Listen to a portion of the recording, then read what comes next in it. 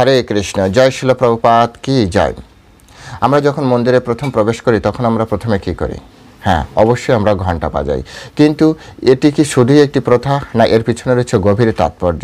শাস্ত্রমতে ঘণ্টা বাজালে দেবদেবী খুশি হন বা জাগ্রত হন, কিন্তু শুধুই কি এই কারণ? এর পিছনে রয়েছে আমাদের আত্মার, আমাদের মন পবিত্র বা শুদ্ধ হয়। আর এই ব্রহ্মাণ্ডের প্রথম ধ্বনি যে ওম, সেই ওমের প্রতীকী শব্দ হচ্ছে ঘণ্টা। বিজ্ঞান বলছে অন্য কথা। বিজ্ঞান বলছে একটা সুনির্দিষ্ট ঘণ্টার এই যে কম্পন, সেই কম্পন পরিবেশকে শান্ত করে, সুন্দর করে, স্নিগ্ধ করে, এমনকি যে ক্ষতিকারক যে ব্যাকটেরিয়া, ভাইরাস, সেগুলোকে ধ্বংস করে।